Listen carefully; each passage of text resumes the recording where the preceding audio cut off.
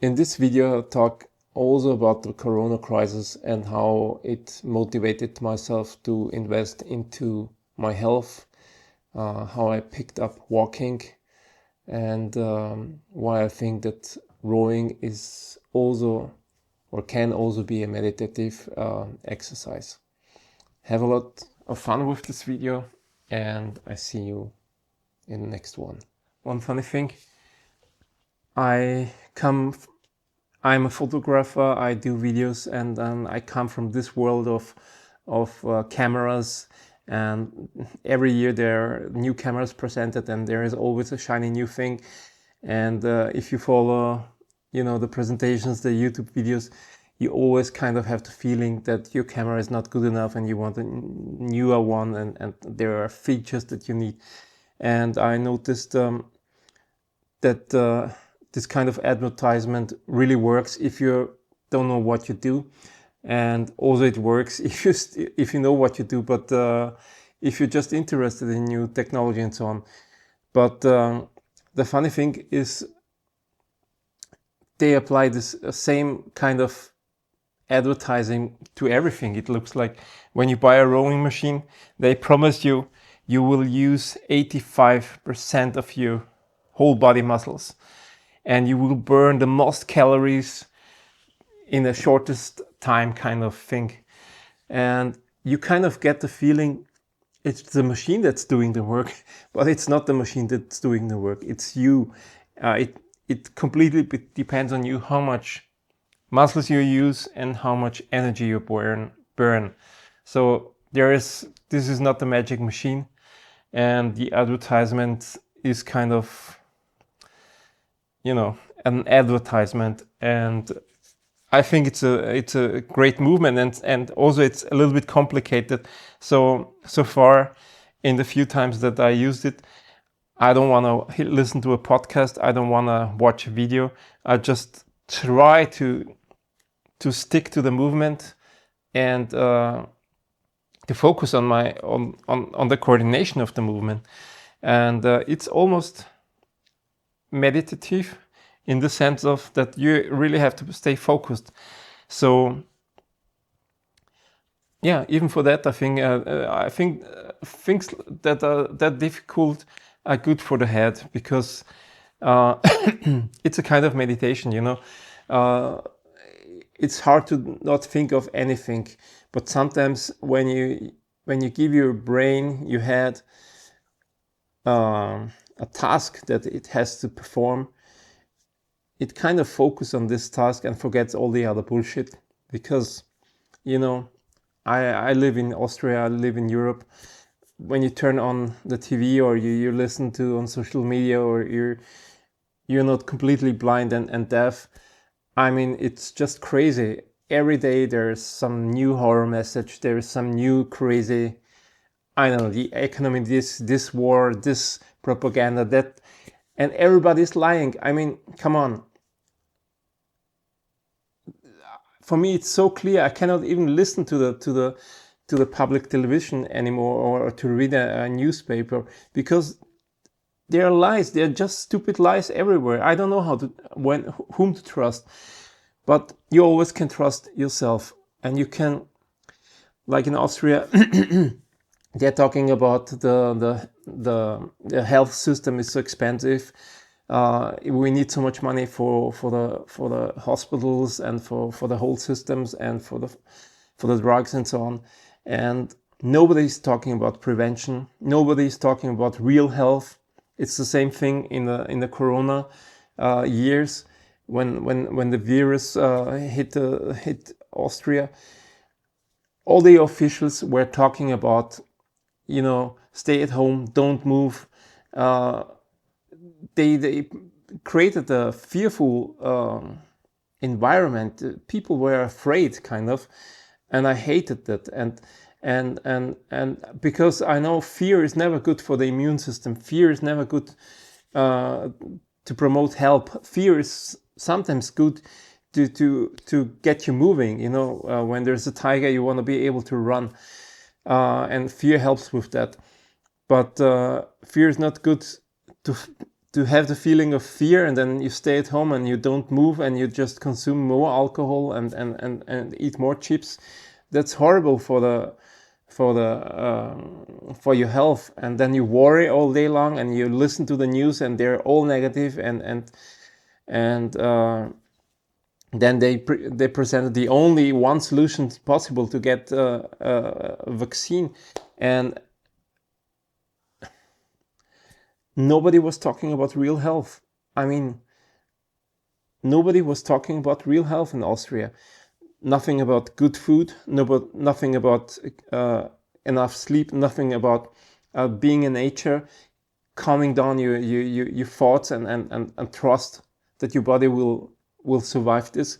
Nothing about how to improve your immune system, nothing about movement or exercise, just nothing about. Just be afraid and stay afraid, and when the only one solution presented is here, you make sure you get it. And that was one big example, and in a way I have to say I'm thankful for that example, because it helped me to trust myself more, and it helped me to start good new habits. I started walking daily since 2 years, 3 years. When did I start actually? Let me check.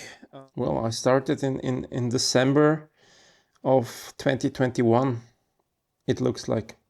I started in December of 2021 with walking 10K a day, and I kind of increased 2023. I had a daily average of 13,400 steps. And 2024, I went up to 15,300 steps. And we are now in 2025, and I'm almost at 15,000 steps a day on average. So thanks to the stupid Corona and all this manipulation that was so obvious for me, I gained trust in myself, and I started doing something good for myself and something good for my health, and not just for my health, because when you start doing something good for yourself, you try to share that. I started walking with my parents, and you never know how much time you still have left with your parents. And it's not that we walk every day, but we try to walk a few times a week together, and it's always kind of fun. And it's finally you find some time to talk about some old stories or some things they never had time to tell you, or you maybe in parts of your life you never had time to tell them. So that's a good thing. And same thing with the rowing machine. I think it's good to invest in your health, and I'm somebody who tends to eat too much, and I'm always trying to learn about nutrition and about eating right. But it's a coping mechanisms for me, I guess. When I'm stressed, I tend to eat more. And not only that, I am a vegan since 2008, so quite some time. And I learned a lot of new things by turning vegan, and I learned to cook for myself, basically. And it was just a challenge in the beginning. It was a challenge because I wanted to become a yoga teacher, and I knew that in India they're vegetarian. And then at the time I was working for animal, how do you call it? Like Peter, but a Austrian version of Peter, more or less. How to say, there were some vegans already working there, and sometimes they invited me for food, and it was really tasty.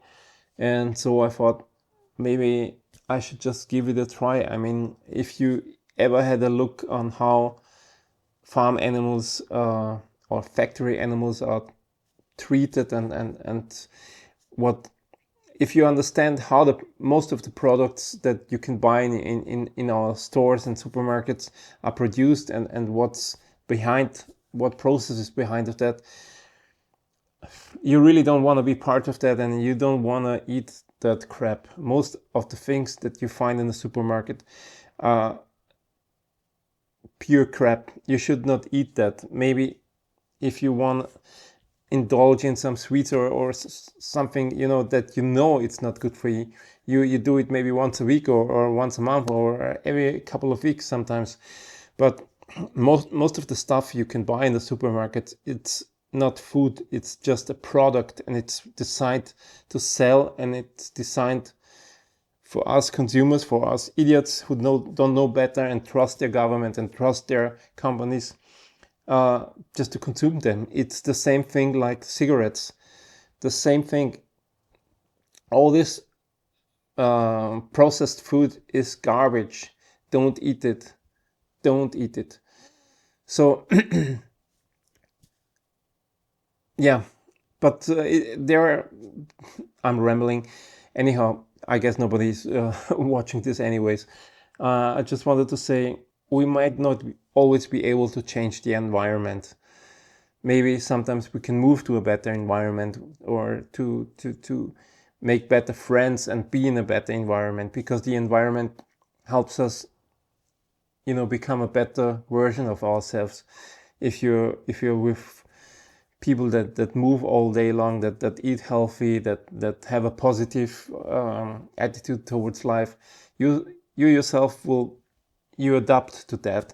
If you spend your time with people who are negative, who drink a lot, who smoke a lot, who do stupid things, you will most probably adapt to that as well. So choose a good environment for you if you can, and if you cannot, make the best choices for you that you can. So you can always choose what you eat, and you can always choose how much you move and how you move. You can choose how much time you sleep. These are all very important things for your health.